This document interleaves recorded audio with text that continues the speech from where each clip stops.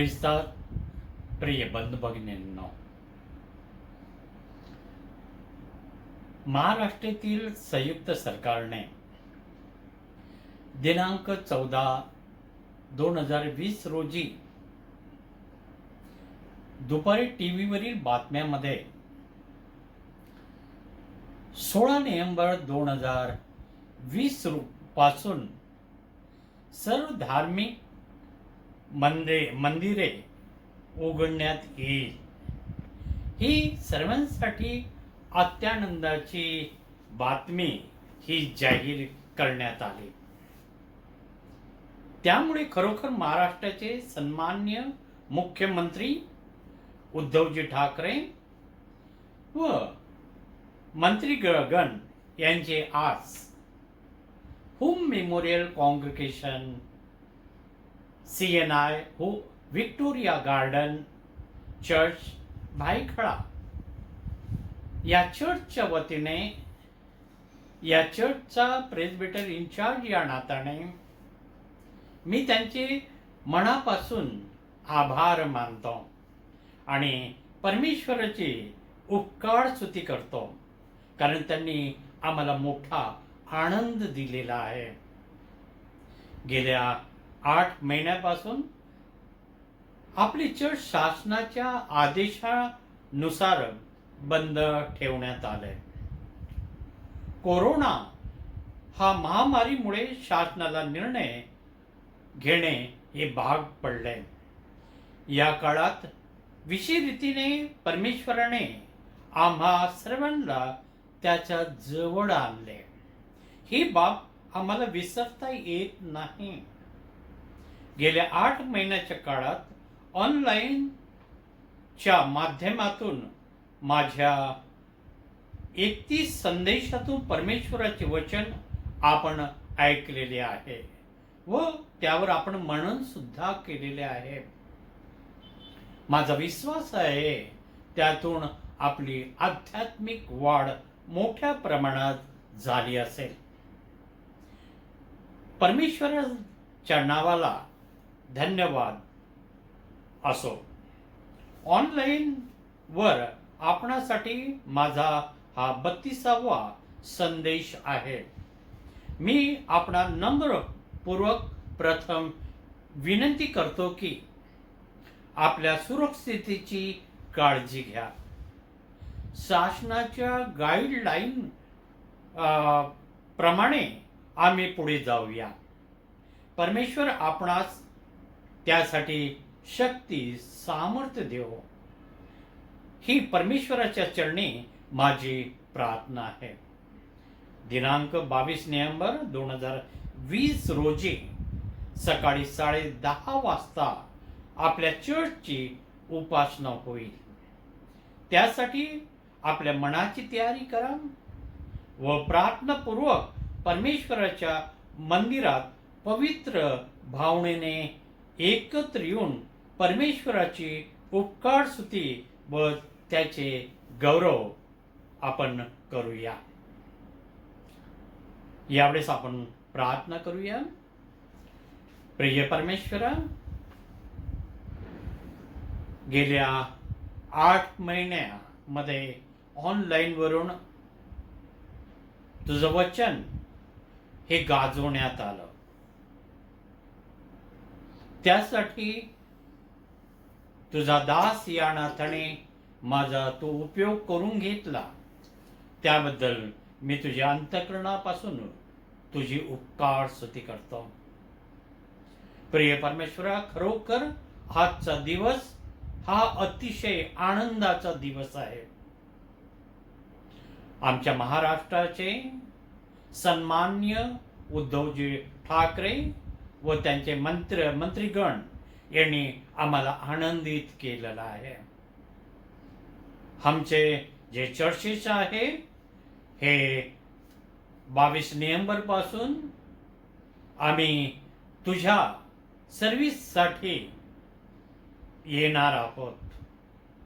त्या ठिकाणी आम्ही भक्ती करणार आहोत, कारण महाराष्ट्र शासनाने 16 नोव्हेंबर पासून सर्व चर्चेस, मंदिरं हे उघडण्याची आम्हाला बातमी दिलेली आहे. हा त्यांनी घेतलेलाच एक चांगला निर्णय आहे. त्याबद्दल आम्ही तुझी उपकार स्तुती करतो. आमची प्रार्थना तू ऐकलेली आहे, त्याबद्दल तुझ्या नावाला आम्ही धन्यवाद देतो. तुझं वचन विदित करण्यासाठी तुम्हाला शक्ती सामर्थ्य दे, प्रभू येशूच्या द्वारे. आमेन. मित्र हो, मागे एका नवीन विषयावर आपण मनन केलेलं आहे. अंधारातून प्रकाशात. आणि त्यावेळेस मी आपल्याला दिमिस्काच्या वाटेवर नेलेलं आहे. आपण विसरले नसणार, हा माझा विश्वास आहे. त्या ठिकाणी शौलाला आम्ही बघितलं. शौलाचा पाऊल कसं झालं हे सुद्धा आम्ही पाहिलं.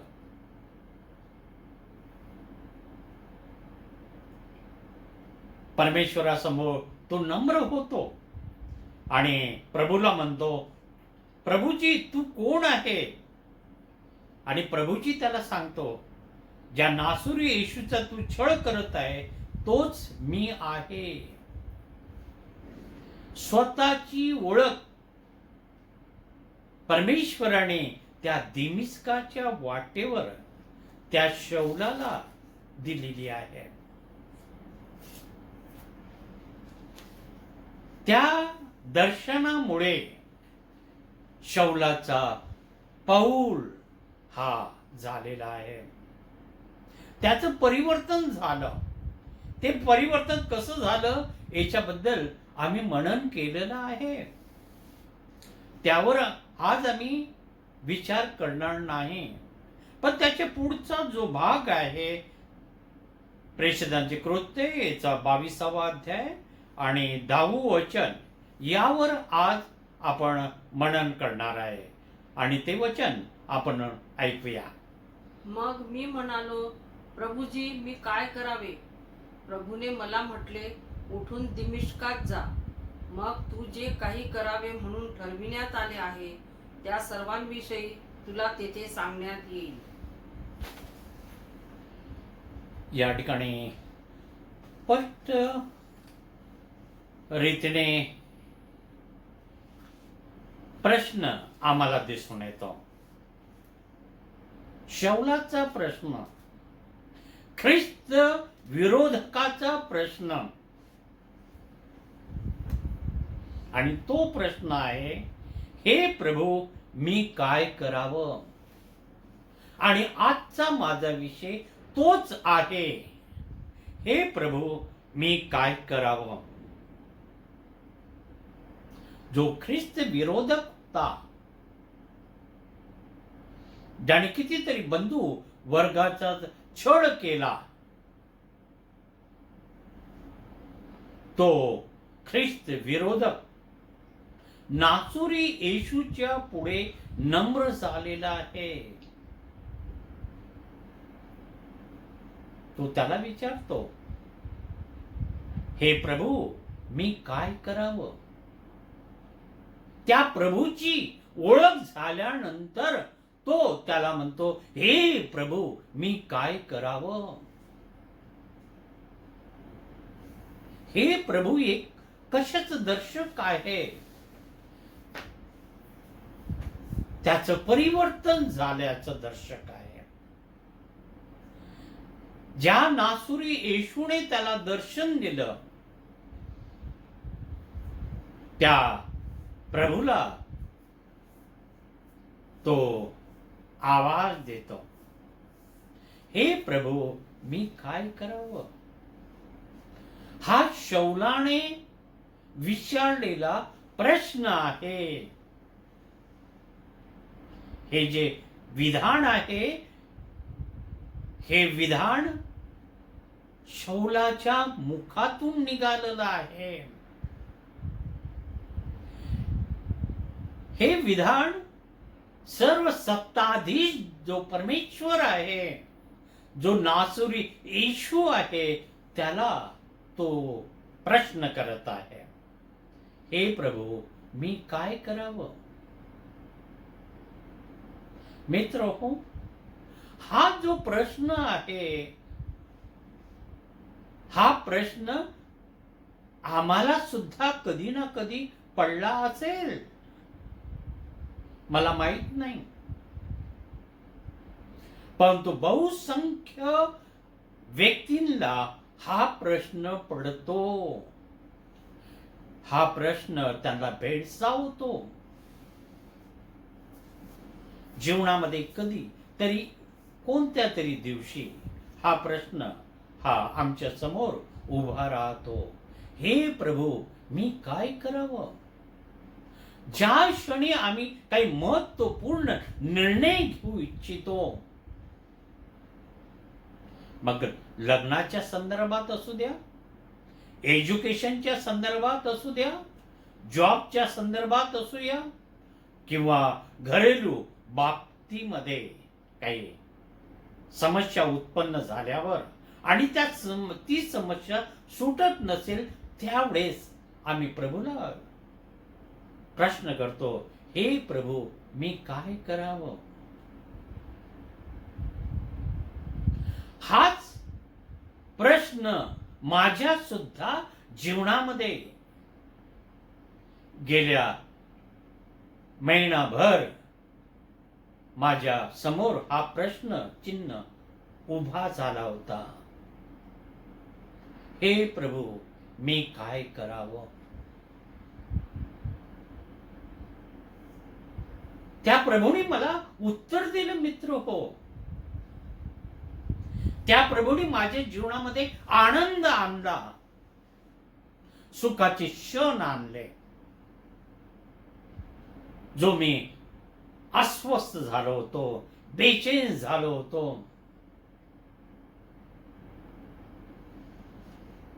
परिस्थितीवर मात करण्याचा प्रयत्न करत होतो, पण परिस्थितीवर मात करता येत नव्हती.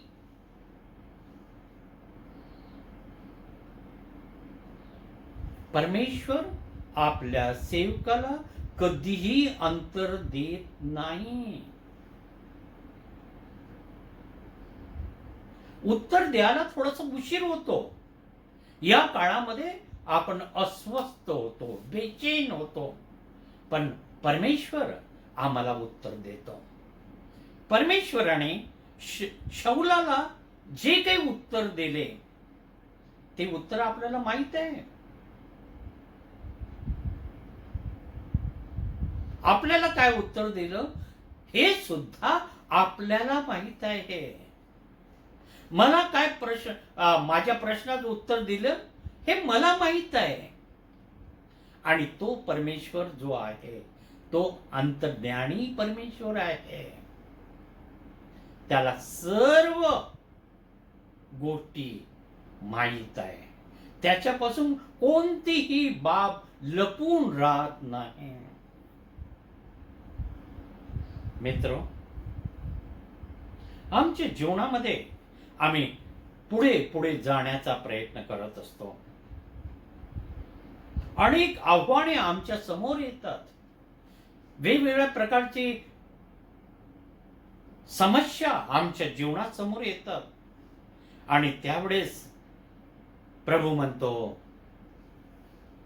मी शांत रीतीने आकाशातून अवलोकन करतो.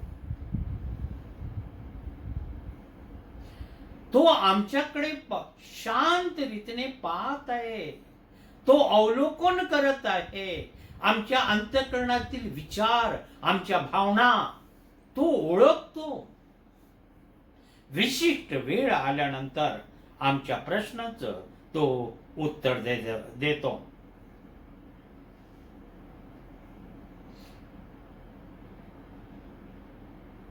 हे प्रभू मी काय करावं? हा प्रश्न शौलाला पडलेला आहे. पवित्र शास्त्रामध्ये ही बाब आपण वाचतो. एका गोष्टीकडे किंवा एका मुद्द्याकडे मी आपलं लक्ष यावेळेस वेधू इच्छितो. जसे तुम्ही आहात तसेच त्याच्याकडे या. जसे तुम्ही आहेत तसेच त्याच्याकडे या. आम्ही तर अस्वस्थ आहोत, आम्ही तर बेचैन आहोत. आमचा विश्वास हा डळमळीत झालेला आहे. अशा परिस्थितीमध्ये आम्ही प्रभूकडे कसं जावं? आम्हाला हिम्मत होत नाही. का नाही हिम्मत होत? आम्हाला समजते आम्ही विश्वासामध्ये कुठेतरी कमी पडत आहोत. आमच्या परिस्थितीबरोबर आम्ही झुंज देत असताना आम्ही विजयी ठरलो नाही. आणि त्याबद्दल परमेश्वराला आम्ही आमचं तोंड कसं दाखवावं आम्हाला स्वतःची लाज वाटते. मित्रो, आजचा जो मानव आहे हा वेगवेगळ्या समस्येने, वेगवेगळ्या प्रश्नाने तो ग्रस्त झालेला आहे. त्याच्या समोर वेगवेगळ्या अडचणी आहे, वेगवेगळ्या प्रकारच्या समस्या आहे. आणि अशा वेळेस परमेश्वर म्हणतो, मी शांत राहून आकाशातून अवलोकन करतो. परमेश्वर आमचा कसा आहे हा? तो शांत कसा राहू शकतो? आपला मुलगा अस्वस्थ बेचैन असताना किंवा तो दुःखामध्ये असताना. कोरोना या महामारीमुळे या महाराष्ट्रात, या भारत देशात, या जगामध्ये किती लोक मरण पावले. हे जग सोडून ते गेले. ख्रिस्ती समाजामध्ये सुद्धा अनेक लोक करोनामुळे गेले. अनेकांच्या घरावर दुःखाचा पहाड कोसळला. अनेकांचे आधारस्तंभ हे निखळले गेले. अशा वेळेस आम्ही कसं परमेश्वराकडे जावं? जसे तुम्ही आहात तसेच त्याच्याकडे जा. दुःखामध्ये आम्ही असो तरी आम्ही प्रभूकडे जावं अशी प्रभूची इच्छा आहे. संकटात आहोत प्रभूकडे जा. आनंदामध्ये आहोत प्रभूकडे जा. आज आनंदाचा दिवस आहे, हर्षाचा दिवस आहे. गेले 8 महिने आमचे चर्चेस हे बंद होते. ऑनलाईन वरून आम्ही प्रभूचे संदेश ऐकत होतो. आज 16 तारखेपासून चर्चेस हे ओपन होत आहे. आमच्या प्रार्थनेचं उत्तर मिळालेलं आहे. कितीतरी विश्वासणारे परमेश्वराचे मुलं आणि मुली यासाठी प्रार्थना करत होते आणि ती प्रार्थना परमेश्वराने ऐकले. आज आम्ही आनंदी आहोत. आनंदामध्ये सुद्धा त्याच्या जवळ जायला पाहिजे. कशासाठी? त्याची उपकार स्तुती करण्यासाठी, त्याचा धन्यवाद करण्यासाठी. परमेश्वर आमच्याकडे अवलोकन करतो, आमचा सांभाळ करतो, आमचं संरक्षण करतो आणि ते सत्य आहे. आम्हाला ते प्रगट झालेलं आहे. आम्ही आज या भूतलावर जिवंत आहोत. काय आमचं कर्तव्य नाही? प्रभूजवळ जसे आज आहोत तसे आज आम्ही त्याच्याकडे जाऊया. जगाच्या दृष्टिकोनातून आज आम्ही निरुपयोगी असू कुछ कामी असू, पण परमेश्वराने आम्हाला निवडलेलं आहे आपल्या मूल्यवान सेवेसाठी. परमेश्वराची कृपा आमच्यावर झालेली आहे. परमेश्वराचा आशीर्वाद आम्हाला मिळालेला आहे. हे आम्ही नाकारू नाही शकत मित्र. होम मेमोरियल कॉन्ग्रिगेशन चर्च हे जे बायकाळामध्ये आपलं चर्च आहे, त्यामध्ये एकाही व्यक्तीला मृत्यू आलेला नाही. या 8 महिन्याच्या कालखंडामध्ये कोरोनामुळे कोणी सभासद हे जग सोडून गेलेलं नाही आहे. ही कृपा परमेश्वराची आहे किंवा नाही, आपण मला सांगा. ही परमेश्वराची कृपा आहे. परमेश्वराची दया तुमच्यावर झालेली आहे. आणि तो परमेश्वर म्हणतो, या माझ्या जवळ या, माझ्या सानिध्यामध्ये आहे. जसे तुम्ही आहे तसेच परमेश्वराजवळ येण्या आणि जायला पाहिजे आहे. ही परमेश्वराची इच्छा आहे. त्याची ओळखून, त्याची ती इच्छा ओळखून आम्ही 22 तारखेला रविवार येतो. त्या दिवशी आम्ही प्रभूच्या मंदिरामध्ये एकत्र येणार आहोत. एकमेकाला आलिंगन देणार आहोत, फेलोशिप देणार आहोत, परमेश्वराची उपकार स्तुती करणार आहोत, त्याचा आम्ही स्तवन करणार आहोत. मित्र हो, आमच्या मनाची आम्ही तयारी करूया की प्रभूने जो आमच्या जीवनामध्ये आनंदाचे क्षण आणलेले आहे, या क्षणी आम्ही प्रभूला शरण जाऊया. जर आमच्या जीवनामध्ये दुःख परमेश्वराने आणले असेल तर त्या दुःखामध्ये सुद्धा परमेश्वराला आम्ही शरण जाऊया. आमच्या समोर काही समस्या असेल, काही प्रश्न असेल, ते घेऊन सुद्धा आम्ही परमेश्वराकडे जाऊया. परमेश्वराकडे जाणं हे अगत्याचं आहे, अत्यावश्यक आहे, कारण ती देव बापाची आज्ञा आम्हाला आहे. आपल्याला ती मान्य आहे. जर आपल्याला ही इच्छा किंवा ही देवाची आज्ञा मान्य असेल तर आपण दुसऱ्या मुद्द्याकडे लक्ष देऊया. जे तुमच्या जवळ आहे ते बरोबर घेऊन या. परमेश्वराला देण्यासाठी आम्हा पामराजवळ काही नाही आहे. जे काही तुमच्या जवळ आहे ते बरोबर घेऊन या. आम्ही निश्चित रीतीने प्रभूच्या मंदिरात जाणार आहोत, कारण प्रभूने आम्हाला आमंत्रण दिलेलं आहे.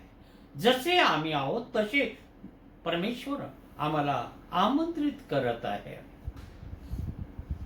प्रभूच्या मंदिरामध्ये आमचे पाऊल 22 तारखेला पडणार आहे. आणि त्या दिवशी जे तुमच्या जवळ आहे ते बरोबर घेऊन या. आमच्या जवळ काय आहे? आमच्या जवळ बऱ्याच गोष्टी आहेत. परमेश्वराने आम्हाला मालामाल केलेला आहे. थोडीतून आम्हाला उचललेलं आहे आणि मोठ्या पदावर आम्हाला बसवलेलं आहे.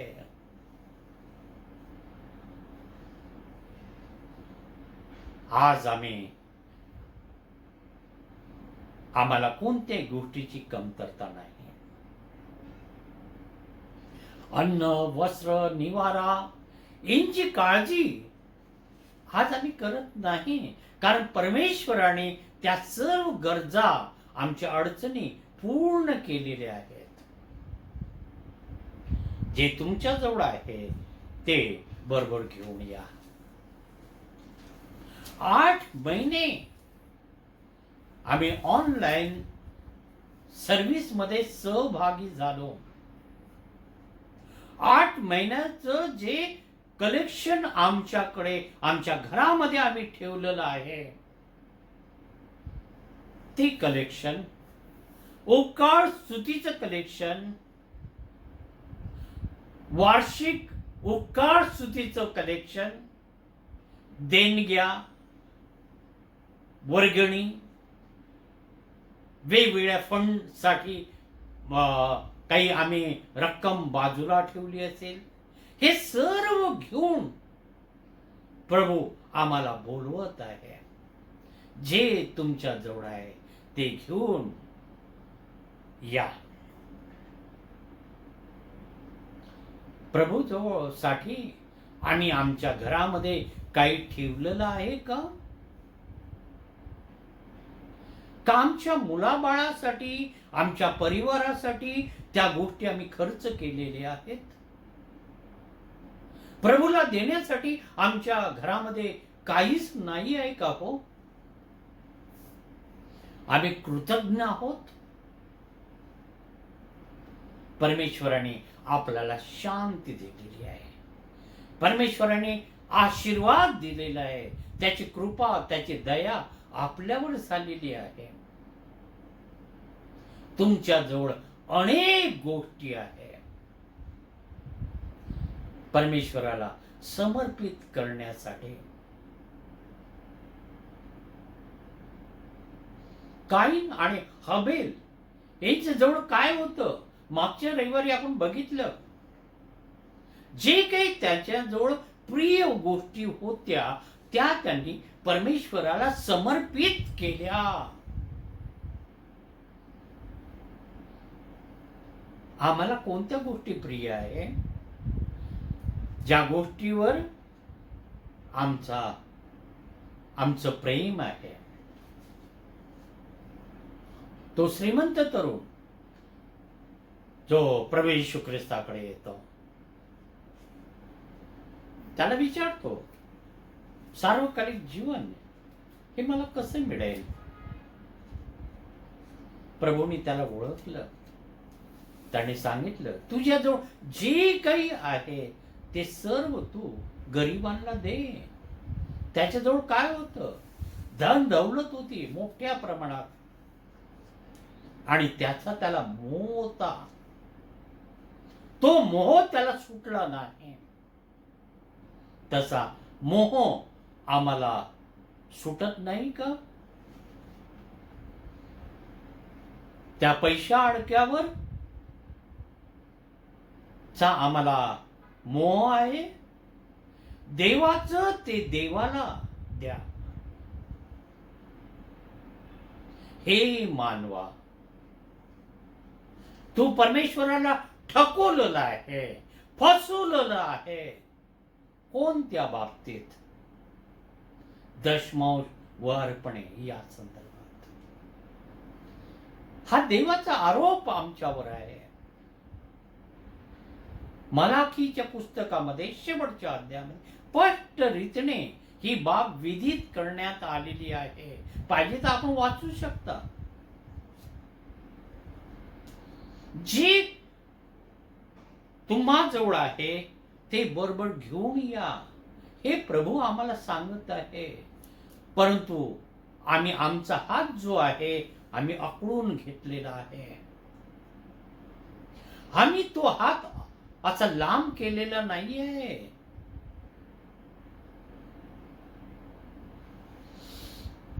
आमचा हात ज्या दिवशी आम्ही लांब करू त्यावेळेस मोठी क्रांती होईल. ख्रिस्त हा जगाच्या कानाकोपऱ्यामध्ये अनेकांना प्रगट होईल. अनेकांच्या अंतःकरणामध्ये प्रभू येशू ख्रिस्ताचं वास्तव्य हे उत्पन्न होईल. अनेक लोक प्रभू येशू ख्रिस्ताचा स्वीकार करतील. का? तर आमचे हात आम्ही असे लांब केले प्रभूला देण्यासाठी. वेगवेगळे ऑर्गनायझेशन या भारतात, या महाराष्ट्रामध्ये, या मुंबईमध्ये देवाची सेवा करत आहे.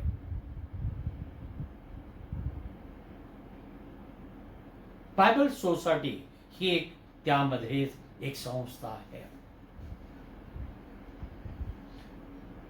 बायबल ते छपाई करतात. अनेक लोकांना अगदी अल्प किमतीमध्ये ते देतात. हे शक्य कशामुळे झालं?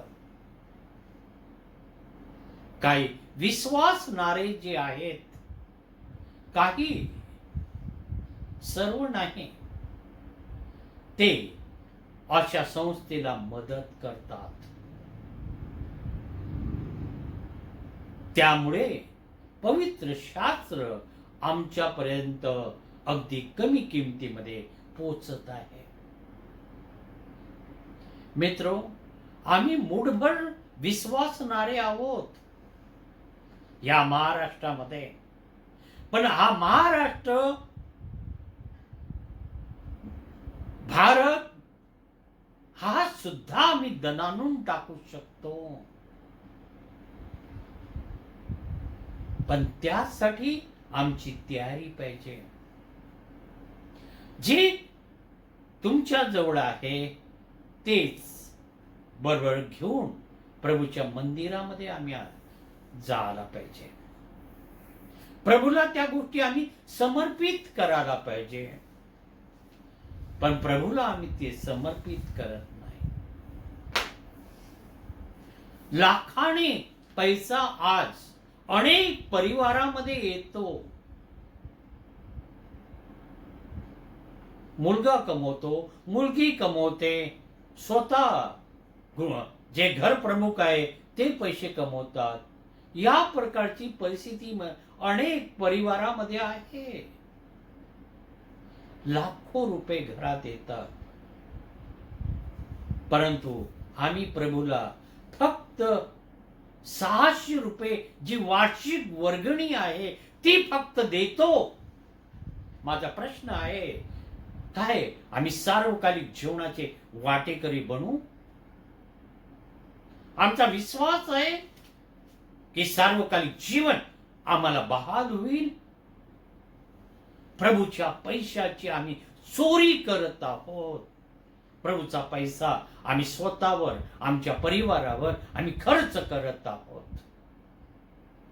कोणाचे असूर पुसलेले आहे आमच्या जीवनात? कोणाला पाणी पाजलेलं आहे? कोणी आपले भुकेले आहे त्याला आम्ही अन्न दिलेलं आहे? आम्ही आमच्या जीवनामध्ये काय केलेलं आहे?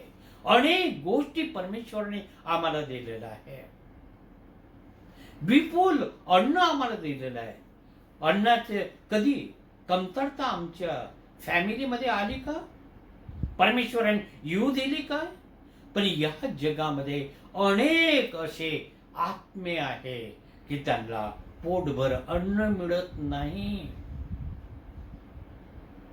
त्यांच्यासाठी आम्ही काय करतो? मुंबई डायसेस चे बिशप राईट रेव्हरंड प्रकाश पाटोळे आणि त्यांचं कार्यकारी मंडळ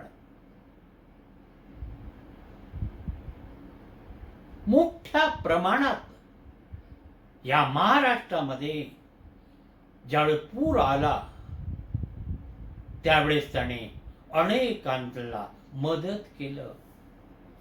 अन्नधान्य त्यांना सप्लाय केले. वेगवेगळ्या गोष्टी त्यांना दिल्या. हे कसं शक्य झालं? अनेक मंडळांनी त्यासाठी आर्थिक मदत दिली. तुमच्यासारखेच विश्वासणारे ते होते.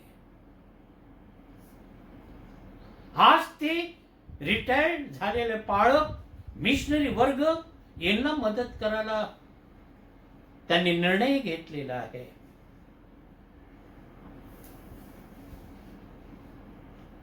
₹3,500 खर्च करून अन्नधान्याची थैली ते मिशनरी भावांना आणि पाळकांना ते देणार आहे. कोणामुळे शक्य होते? हे देव बापामुळे. चांगले विचार, चांगला दृष्टिकोन हा परमेश्वरापासून आम्हाला प्राप्त होतो. त्यांना सुद्धा तो दृष्टिकोन परमेश्वराने दिला. त्यामध्ये आमचा सहभाग आहे का? मित्र, मला सांगण्यासाठी खेद होतो की त्यामध्ये आमचा सहभाग नाही. आम्ही आमच्यासाठी जगत आलेले आहोत. आम्ही दुसऱ्यासाठी काही द्यायला तयार नाही. सदर व्यक्ती गरीब आहे, प्रॉब्लेम आहे, अडचणी आहे, घर वाहून गेलं, घर पडलं, आम्हाला काय? आमचा नातेवाईक नाही आहे. मित्र, आम्ही ख्रिस्ती विश्वासणारे आहोत. जे काही तुमच्या जवळ आज आहे ते सर्व प्रभूने तुम्हाला दिलेलं आहे. जी व्यक्ती देऊ शकते ती व्यक्ती काढून सुद्धा घेऊ शकते. हे कदापि विसरू नका. देवाच्या काठीचा आवाज होत नाही असं काही लोक म्हणतात. प्रभूला आम्ही शरण जाऊया. प्रभूला सांगू की प्रभू, जे काही माझ्याजवळ होतं ते सोबत मी आणलेलं नाही. मी चोरी केली, तू मला क्षमा कर.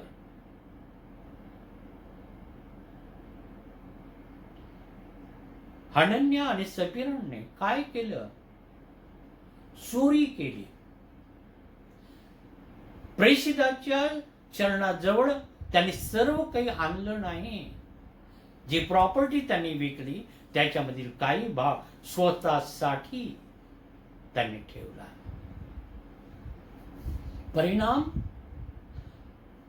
मृत्यूने त्यांच्यावर झडप मारले. हे जग सोडून ते निघून गेले.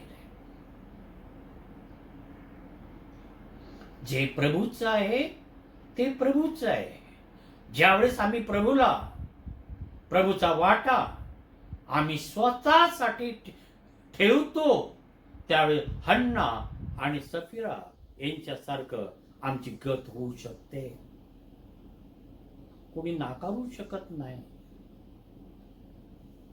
देवाची जी कृपा दया आमच्यावर झालेली आहे, का झालेली आहे? त्याच्या प्रेमामुळे. कारण तो तुमच्यावर प्रेम करतो.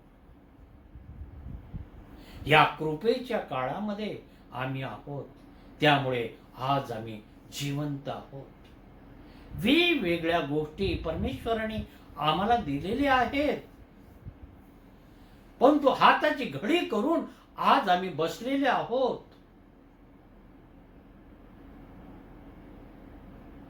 आम्ही दुसऱ्याकडून अपेक्षा करतो की त्यांनी असं करावं, त्यांनी तसं करावं. सांगायला खूप बरं वाटते, परंतु त्यामध्ये आमचा सहभाग काय आहे? हा प्रश्न जर कोणी विचारला तर आमच्याजवळ उत्तर आहे, आमचा सहभाग त्यामध्ये काय आहे? लोकांना अक्कल शिकवणं याच्यासाठी पैसे लागत नाही मित्र. सहज आम्ही अक्कल त्यांना शिकवण्याचा प्रयत्न करतो, पण आम्ही चूक करतो. आम्ही पुढे येऊन ती सेवा करायला पाहिजे, ते कार्य करायला पाहिजे. आमचा आदर्श हा समाजासमोर ठेवायला पाहिजे. आम्ही ते करत नाही. का नाही आम्ही करत? आम्ही कमिटीमध्ये नाही आहोत. जी व्यक्ती पास्टरेट कमिटीमध्ये असते त्याच व्यक्तीचं आणि पालकाचं कर्तव्य आहे असा अनेक लोकांचा गैरसमज आहे. मित्र, तो चुकीचा आहे.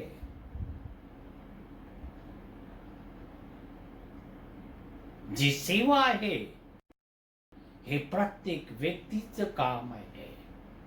प्रत्येक व्यक्तीने पुढे येऊन सेवा करायला पाहिजे. ही व्यक्ती करेल, ती व्यक्ती करेल नाही.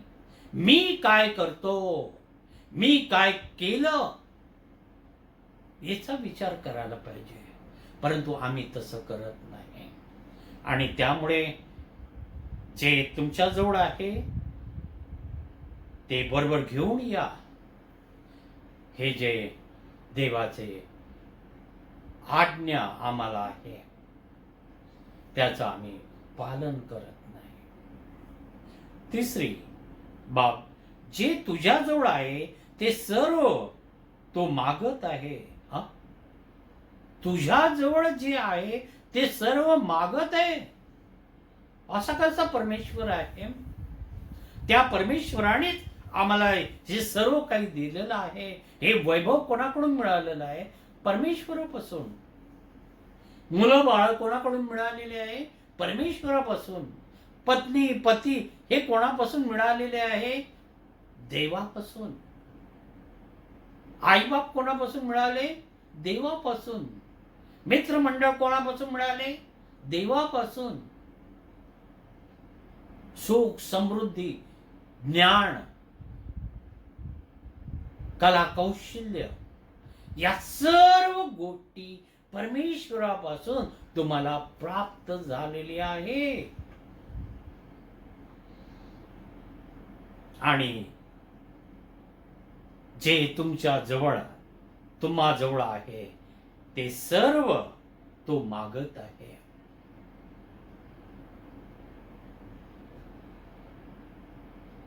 अब्रामाला म्हातारपणी पुत्र दिला. कोणी दिला? परमेश्वराने. बरोबर आहे. तो पुत्र परमेश्वर त्याला मागत आहे. एकुलता एक पुत्र जो त्याला म्हातारपणी परमेश्वरापासून मिळाला तोच तो त्यांना मागत आहे. अब्रामाने मागचा पुढचा विचार केला नाही. त्याने हा विचार केला, हा जो मुलगा आहे हा परमेश्वराने मला दिलेला आहे. आणि त्या इसाकाला तो परमेश्वरासमोर समर्पित करतो.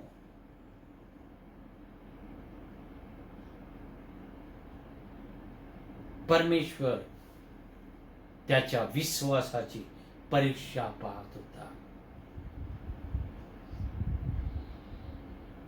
जी बाब मी त्याला दिलेली आहे ती बाब तो मला देतो काय? मुलगा हा त्याचं सर्वस्व होतं.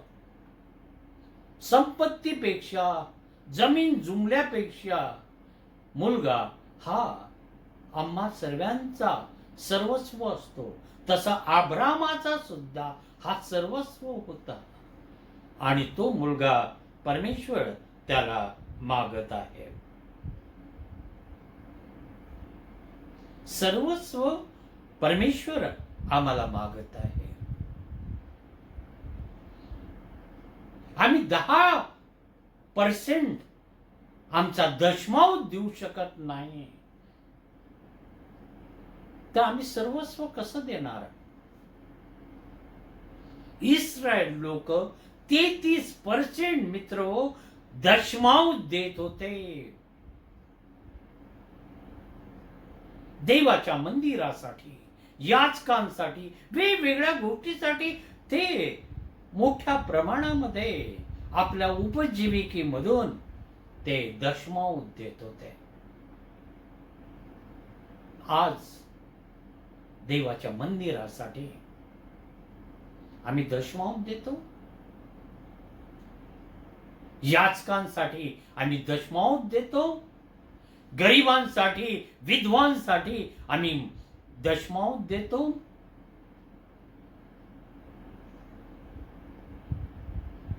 आम्ही 600 रुपये देणारे गटामध्ये मोडतो. याच्यापेक्षा आमच्याकडून जास्त अपेक्षा करू नका. स्पष्ट अनेक लोक सांगतात 600च्या ठिकाणी आपण 1200 करूया, म्हणजे महिन्याला 100 रुपये. नाही नाही नाही नाही, अनेक गरीब लोक आहे मंडळीमध्ये. पाळक साहेब, तुम्हाला माहिती नाही? हो, पण त्यांनी तुम्हाला कॉन्ट्रॅक्ट दिलेला आहे का बोलण्याचा? पण गरीबाचा कळवळा त्यावेळेस आम्हाला उत्पन्न होतो, आणि ती बाब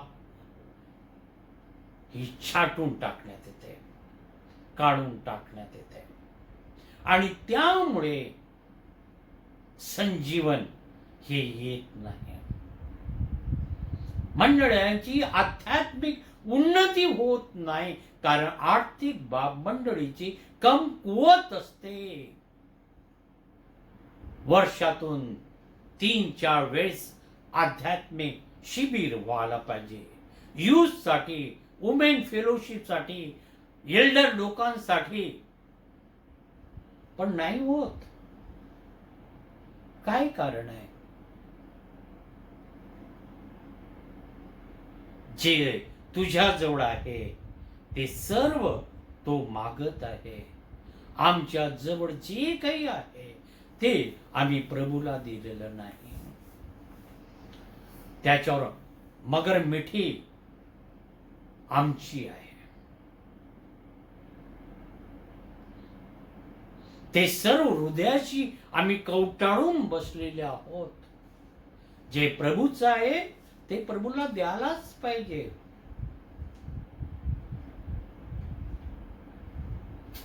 जर कोणी व्यक्ती सांगते की तुमच्या मुलाला तुम्ही पाळकीय सेवेसाठी पाठवा, आम्ही पाठवू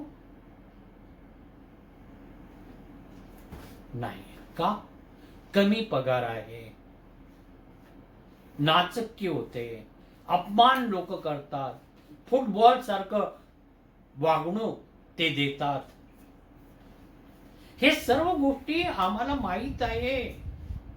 आम्ही आमच्या मुलाला त्या याच्यातून जाऊ देऊ इच्छित नाही. ती परिस्थिती आमच्या मुलाबाळांवर यायला नको.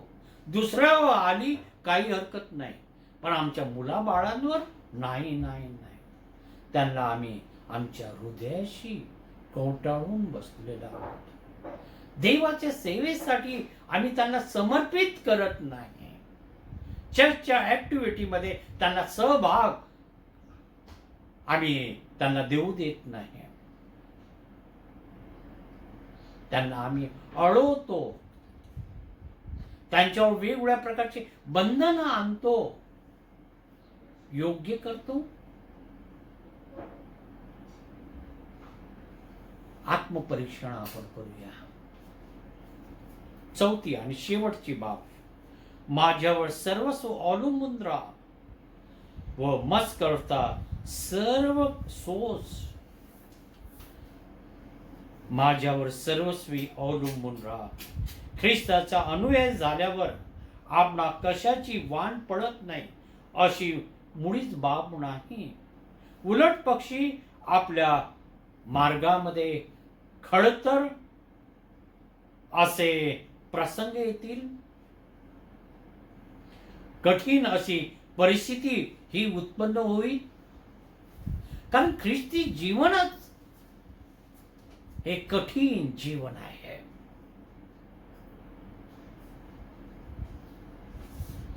संघर्षपूर्ण असं जीवन आहे. जे व्यक्तीमध्ये संघर्ष करण्याची कुवत आहे त्याच व्यक्तीने वधस्तंभ आपल्या खांद्यावर घ्यावा. नाहीतर येशू ख्रिस्ताचा वधस्तंभ आपल्या खांद्यावर घेऊ नये.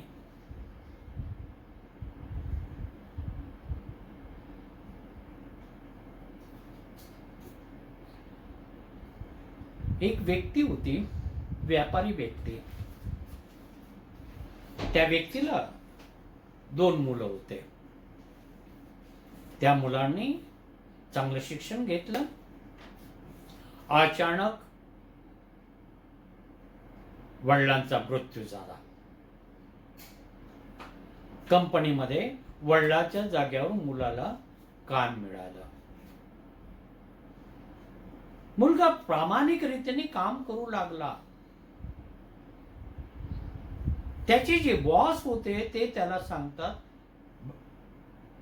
तू असं नाही, असं असं तू कर.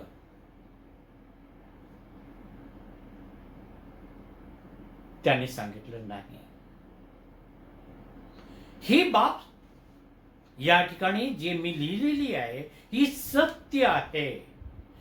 ती फिगर मी खोडू शकत नाही. तुला प्रमोशन मिळेल. तो म्हणू लागला, मला प्रमोशन जरी मिळालं नाही तरी चालेल, कारण माझ्या बापाने मला हे सांगितलं की प्रत्येक बाप ही सत्यनिष्ठेने कर. माझ्या वडिलांनी कधी खोटे बोललेले नाही. सत्यतेच्या वाटेने ते गेले. हाच ते नाही, पण त्यांची शिकवण मी अंगीकारलेली आहे, मी स्वीकारलेली आहे आणि मी असत्य रीतीने वागू शकत नाही. त्या मुलाला कामावरून काढून टाकण्यात आलं. त्याच्या जीवनामध्ये अडचणी आल्या, दुःखाच्या प्रसंग आले, परंतु सत्याला तो प्रामाणिक राहिला आणि त्यामुळे आत्मिक रीतीने तो आनंदी होता. माझ्या वडिलाला दिलेलं जे प्रॉमिस आहे त्याला मी प्रामाणिक राहिलो. माझ्या बापाने सत्यतेच्या मार्गाने आयुष्यभर माझा बाप हा जगला.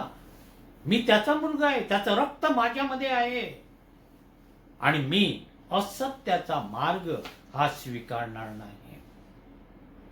धन्य त्या मुलाचे. खरी श्रद्धांजली त्या मुलाने त्या क्षणी आपल्या बापाला दिलेली आहे. त्याने आपल्या बापाचं शिक्षणाला सन्मान दिला, त्याचं अनुकरण केलं. प्रभू येशू ख्रिस्त हा म्हणतो, मार्ग सत्य व जीवन मीच आहे. प्रभू येशू ख्रिस्त मार्ग आहे, सत्य आहे व जीवन तोच आहे. ते जीवन आपल्याला हवं आहे का? आनंदी जीवन, सुखी जीवनाची आम्ही अपेक्षा बाळगतो. आम्हाला संकट नको आहे, आम्हाला दुःख नको आहे. ख्रिस्ती जीवन हे वेगवेगळ्या संकटाने दुःखाने भरलेलं जीवन आहे. स्तेफनाला काय मिळालं? दगडमार. येशूच्या शिष्यांना काय मिळालं? ते रक्त साक्षी झाले. जो थोमा या इंडियात आला त्याला काय मिळालं? मरण मिळालं. तो रक्त साक्षी झाला. ते रक्त आज सुद्धा या भूमीवरून आम्हाला आवाज देत आहे. आजच तारणाचा दिवस आहे. आजच प्रभूला सामोरा जाण्याचा दिवस आहे. दुसरी करीन याचा 6वा अध्याय आणि 3ऱ्या वचनाचा शेवटचा भाग. पहा, आता समय अनुकूल आहे. पहा, आता तारणाचा दिवस आहे. पहा, आता समय अनुकूल आहे. पहा, आता तारणाचा दिवस आहे. हे सत्य आपण स्वीकारता का? या सत्याला आपण सामोरा जाऊ इच्छिता का? प्रभू आपली वाट पाहत आहे. आपण त्याला शरण जाऊया.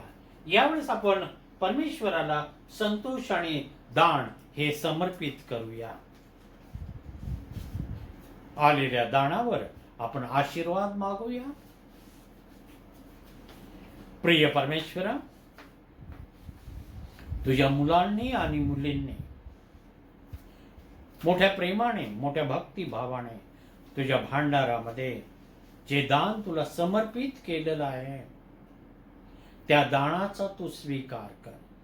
तुला अधिक आणि अधिक देण्यासाठी तू आम्हाला शक्ती, सामर्थ्य दे.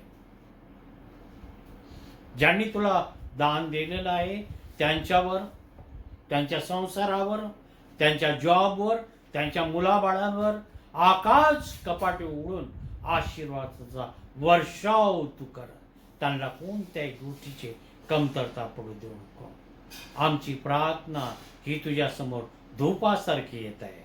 आमच्या प्रार्थनेचा तू स्वीकार कर प्रभू येशूच्या द्वारे. आमेन. यावेळेस आपण प्रभूने शिकवलेली प्रार्थना म्हणूया.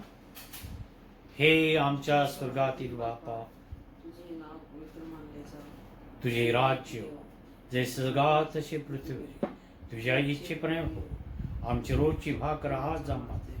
जशी आमच्या ऋणास ऋण सोडतो तसे ऋणास आम्हा सोड. आम्हास परिषद आणू नको तर वाईट आपण सोडू. कारण की राज्य सावतंग ही सर्व काळ तुझीच आहे. आमेन. परमेश्वरापासून प्राप्त होणारा अनुग्रह आपण यावेळेस घेऊया.